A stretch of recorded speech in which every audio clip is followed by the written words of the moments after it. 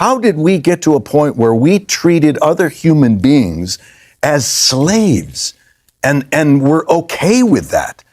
When I see the Make America Great Again, my comment is, do you accept that that could possibly be construed as a racist remark? And most people, a lot of people go, how could that be racist? Make America great again? I said, so just ask yourself from an African-American experience, when was it ever great in America for the African-American? When was it great? So if you're making it great again, it's not including them. So it's to teach us in the woke world to open up and accept the possibilities that our privilege has created blind spots for us. And maybe I haven't seen what is really happening yet in all my years. When I see the Make America Great Again, my comment is, do you accept that that could possibly be construed as a racist remark? When was it ever great in America for the African American? So Bryan Cranston has stirred up a lot of controversy recently on the internet with an interview highlighting something that a lot of places have studied for some time, talking about how the phrase "Make America Great Again" and other phrases similar tend to highlight the lack of empathy we're always seeing from the right, and their overall consistent inability to step outside of their own experience and acknowledge others. Because at its core, that is what empathy is, the ability to share someone else's feelings or experience by imagining what it would be like to be in that person's situation. Which is kind of the main reason I always say, I have some friends and acquaintances that are kind of on the right, but I would never date someone on the right, because someone who has a lot of empathy is important to me in dating, and cue all of the crying boys who totally don't care in my comments.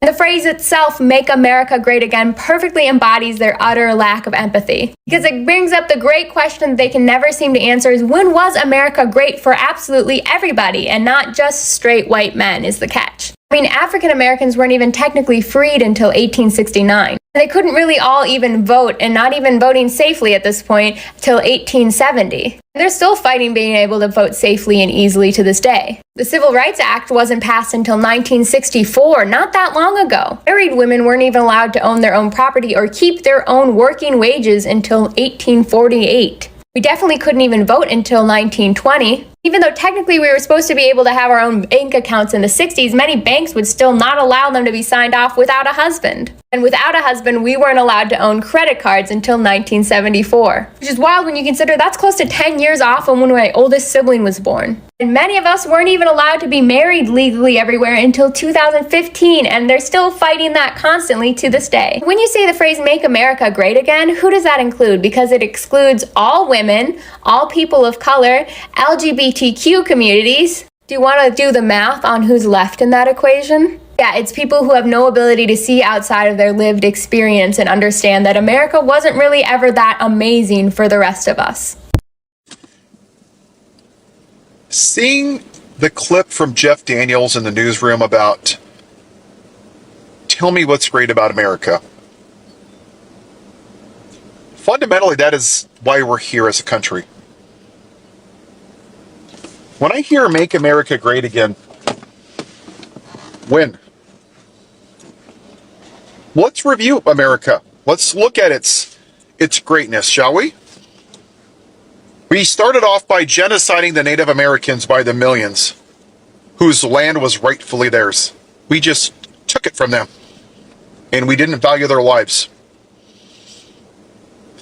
Then we started this country, then we took black people from Africa, because we didn't value their lives. Then we forced them to pick our cotton and raise our kids and build our White House and do all the work that white people were too lazy to do. Wow, starting off really great, isn't it? And then we come up with the Constitution in 1787. And we're still waiting for this greatness, right? So the founding fathers that were racist slave owners that owned black people like cattle, great start, right? They designed the country to benefit 21-year-old land-owning white men, and black people were only worth 60% of a white man. And then women didn't have the right to vote, have credit, no-fault divorce. They were also treated as less than the white man.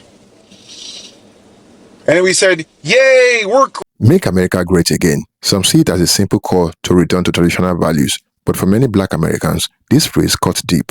Why? Because it implies a past greatness that they never experienced. Today, we will explore why this slogan can be seen as racist and why America's history has never truly been great for Black people. Watch and pay attention, and I will share my thought later. Then you fast forward to 2024. And we finally have the opportunity to do something. To show that we're going to progress as a society. Not just the most qualified Black woman, but the most qualified candidate in the history of our country. And this country did what it always does. It fell back on the most uneducated, morally bankrupt, foolish, childish, immature plantation owner that wears diapers and orange makeup. Because that's what America wants.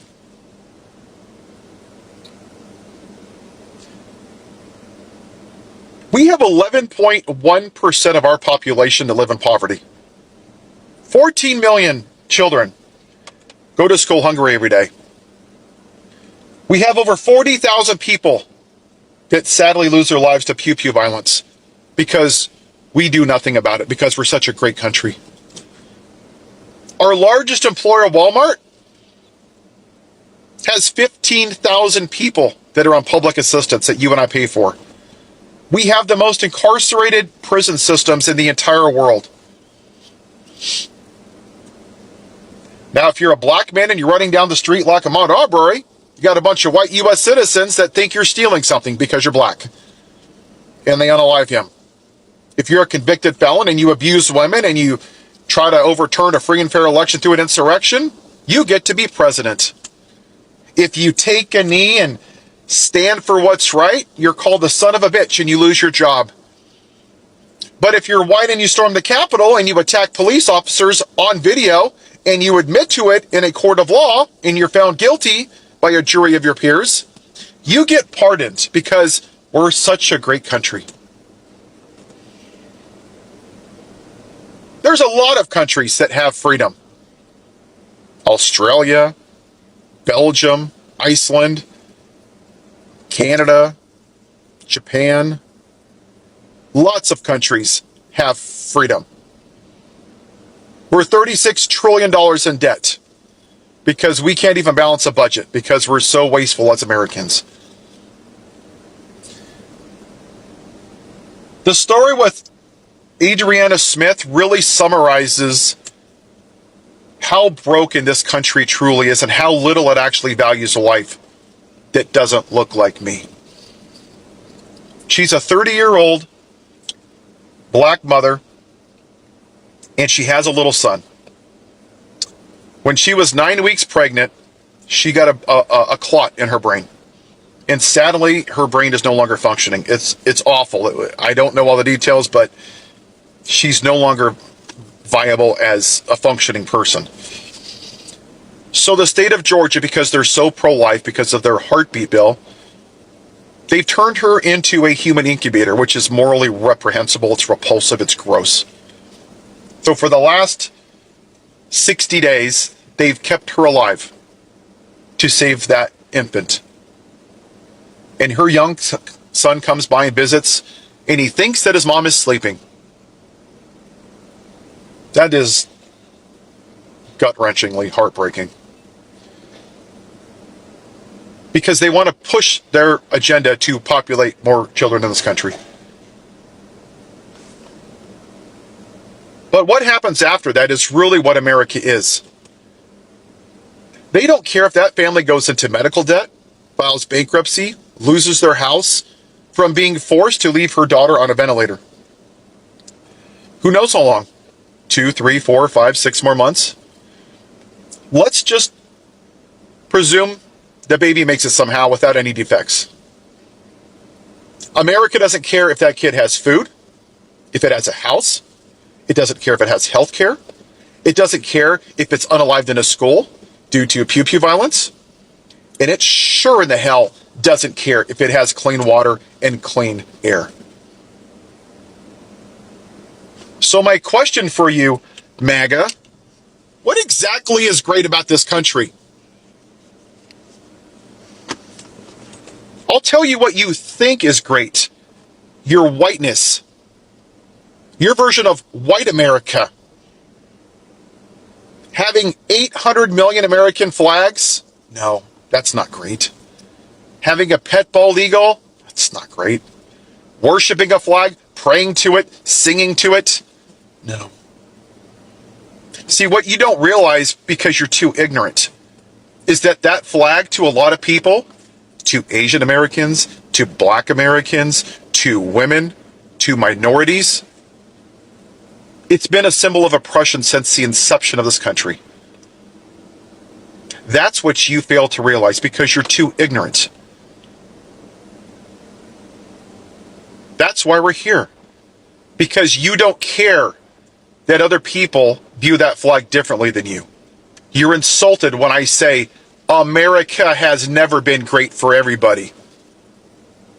We have to come to terms with that. And if it makes people angry, that's too goddamn bad. I can both appreciate people that served this country and fought for our freedoms and safety. But I can also say in the same breath, it has never been great for everybody. Kicking out trans people who have served in our military for 15 or 18 years while you voted for a little coward-ass bitch that had bone spurs that wears makeup and diapers, there's nothing patriotic about it. Those trans people served this country bravely. And you are cowards for kicking them out. They protected your freedom and my freedom.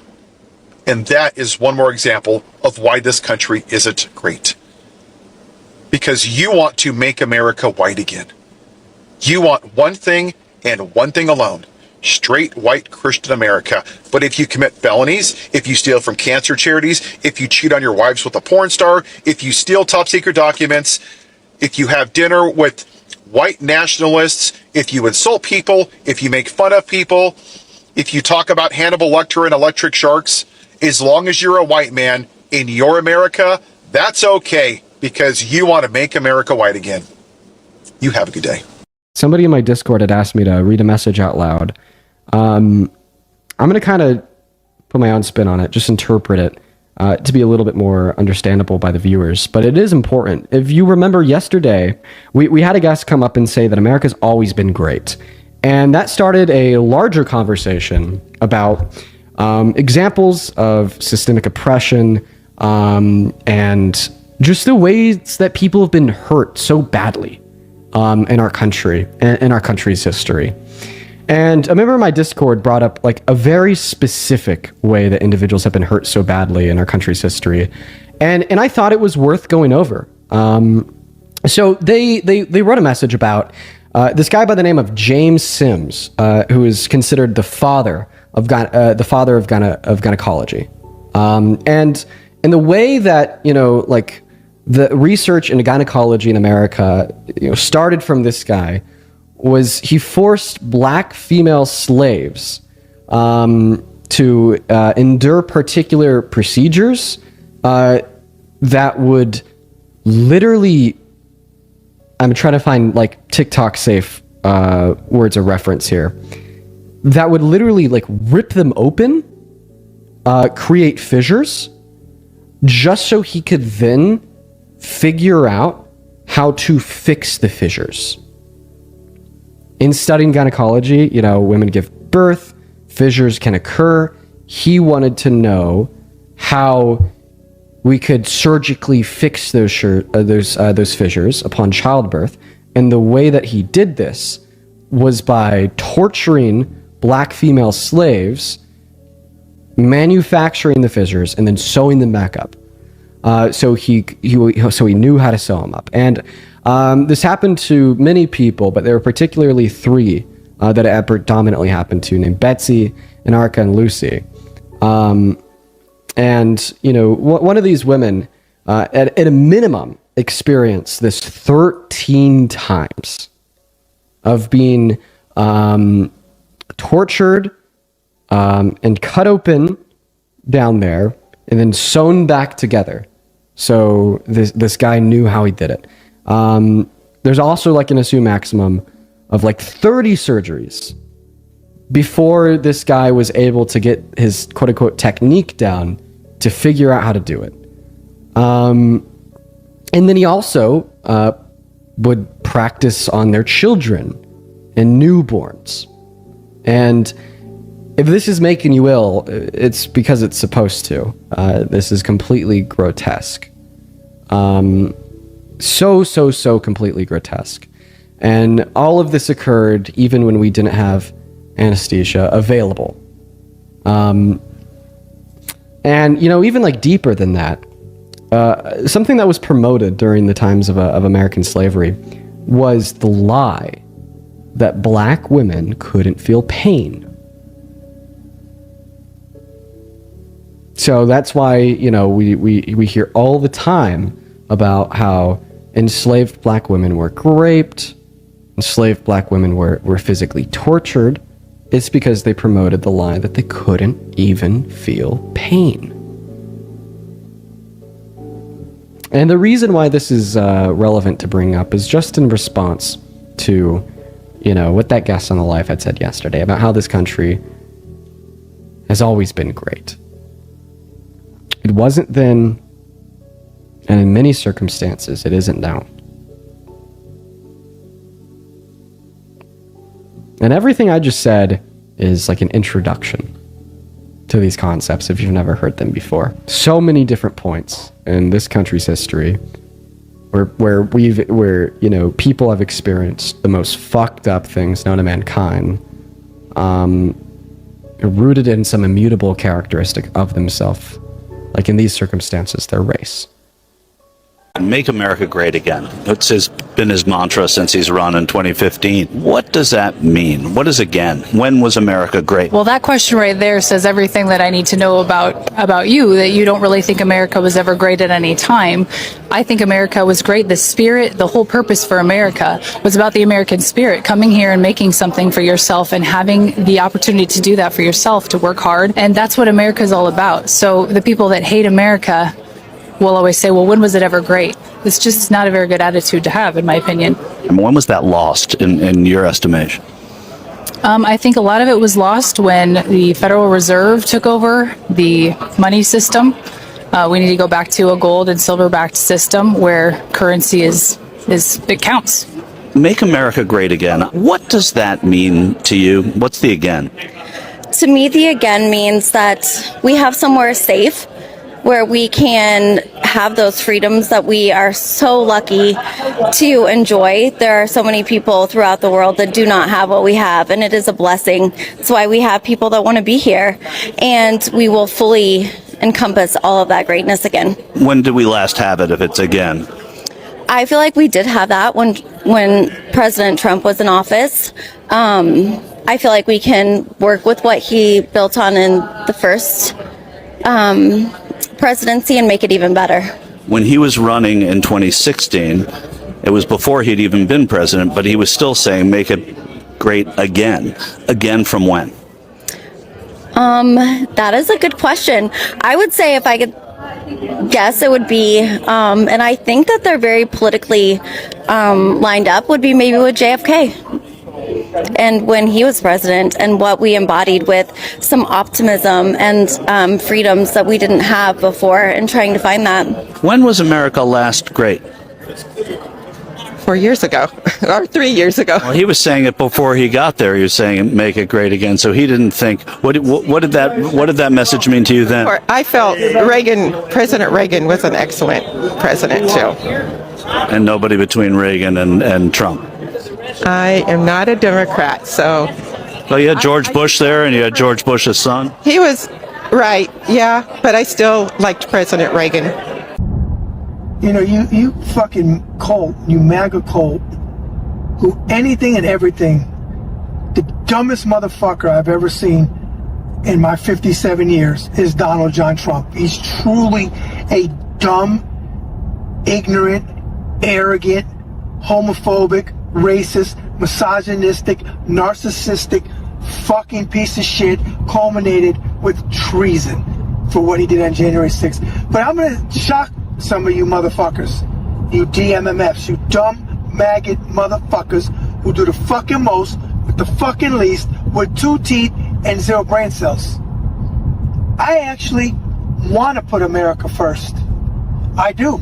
I believe, I've said this for years, that we get involved in other countries and other places when we have people starving right here. But see, these are the things that I want to put America first. I want to help undocumented immigrants get a path to citizenship who have been working in this country, paying taxes, good, productive people, which is the majority of them. Sure, there's some bad seeds, but there's a lot more bad seeds that are Americans. I've never been one to say, don't deport somebody, MS-13, that's constantly getting arrested for chopping off people, like killing people, whatever they're getting arrested for, anybody bad. I don't have no problem with that. You'll never hear me say that they should be able to stay in this country. But the people that they're deporting, the majority of them are good people. You people go to church on Sunday. You pray to God. But you're anything but God-like. You're the Antichrist. Then you fly these flags. We live in Northwest Indiana, Debbie and I. We see all these flags. They don't mean what you think they mean, folks. What they mean is, I'm a racist, I'm a misogynistic fucking pig, I'm a homophobe, and all the above. Because most of these people that fly the fucking flag, that need to take it down, support Trump. It didn't always used to be like this. I am not somebody that would not talk to a Republican prior to Trump. We could debate. If I knew about the policy, I'd have a strong debate with them. If I didn't, I wouldn't debate. I'd have to research or whatever it was. And if we disagreed, we disagreed. Because we had a different plan for how we should get to a better America. Not this shit. This isn't to get to a better America. This is to get to a white America. And I'm white and I can't stand it. I'm a fucking veteran who gave 20 years and 28 days, raised my hand multiple times and took an oath to the Constitution that Trump and his humps and his cult spit on and drop their fucking drawers and defecate on. And you motherfuckers okay with that? I'm not. This country was never great. It was never great for African Americans. It was never great for women. Yet we have stupid ass women in this country, and they're mostly my color, complexion, Caucasian, that support fucking Donald Trump. I know a lot of you don't, but a lot of you do. And we really believed that you would come out and vote for Kamala Harris for many reasons. And one of them, because she was a strong woman, and I've always said a female president can't fuck this country up any worse than any other president has if you feel that they fucked it up. I think a woman could actually do better. This country can't go back to greatness because it was never great in the first place. But I will say this because I've always said this. We have the potential to be so much better. And our greatest strength is my favorite word in Webster's dictionary. And I know you maggot motherfuckers at this point, you're heading, now we're passing up a fucking flag with the fucking Trump thing touching the flag. Scumbag motherfucker. We always pass them up on this road, whatever road this is, coming from Valparaiso. My favorite word is diversity. And our greatest fucking strength, you stupid, idiot, racist, inbred, trailer park, one fucking branch on your fucking family tree, 2 teeth, 0 brain cells, motherfuckers don't understand that diversity was, is, and always will be our greatest strength. This country will never be great, but we have the potential to be so much better. All right, Americans, we've been dancing around this issue for too long, but it's time to finally put the tiger on the table and yell at it. The core values of American society are a fucked up mix of Calvinist predestination and Puritanism. And through this weird chimera of proto-capitalism and religion, we've somehow come to equate economic success with moral value. Our society assumes that good things happen to good people and that bad things happen to bad people. And in doing so, we've created the assumption that people who live in poverty somehow deserve their poverty through their own laziness or degeneracy. Because America was never designed with community values in mind. It was designed around individual aggrandizement through the acquisition of capital. So we've made money equal morality, and anyone who doesn't have money is immoral. And because we've so heavily weighted the rights of the individual above the welfare of the community, any attempts to discuss this issue get shouted down as socialist propaganda. Compassion has never been a core American. The idea behind the Make America Great Again is a nostalgic one, looking back to some imagined golden era. But here is the problem. Throughout US history, whenever America was supposedly great, black people were fighting just to be recognized as human beings. So the big question is, great for whom? Let's start at the beginning. During the so-called birth of America, millions of Africans were enslaved, treated as property, not people. The economic thrived, but only because black people were forced into generations of unpaid labor. For white landowners, America was prosperous. But for enslaved Africans, America was hell. Calling this era great ignores the foundation of violence and exploitation it was built upon. After slavery ended, was America finally great for black people? Not even close. The Jim Crow era brought segregation, voter suppression, and racial terror. Black people were denied housing through redlining, denied education through underfunded schools, and denied justice through bias courts. While white families built wealth and stability, black families were systematically locked out. Once again, greatness was one-sided. In the mid-20th century, America told the world it was the land of freedom, yet black people had to march, protest, and even die just to gain basic civil rights. Even after landmark victories like the Civil War Rights Act and Voting Rights Act, systemic racism persisted in housing, employment, policing, and healthcare. For black America, every step forward came with violent resistance. Where is the greatness in that? Fast forward to today, black Americans still face disproportionate incarceration, police brutality, racial wealth gaps, and healthcare disparities. So when someone says, "Make America great again," many black people ask, when exactly was it great for us? Because from slavery to mass incarceration, the pattern has been the same. Progress always met with pushback, and right always conditional. Tim Wise and other anti-racism thinkers point out that slogans like this often signal a desire to return to a time when white dominance went unchallenged. It is not just about economics or culture, it is about power. For many, against means going back to an American where black people knew their place. That is why the phrase rings so loud as a racist dog whistle. Truth is, America has never been great for all of its people. It has been a place of struggle, resilience, and resistance for black Americans. So maybe the goal should not be to make America great again. Maybe the challenge is to make America great for the first time for everyone. Thank you for watching, guys. Don't forget to like this video and share your thoughts in the comment box below. Until next time, cheers and have a good one.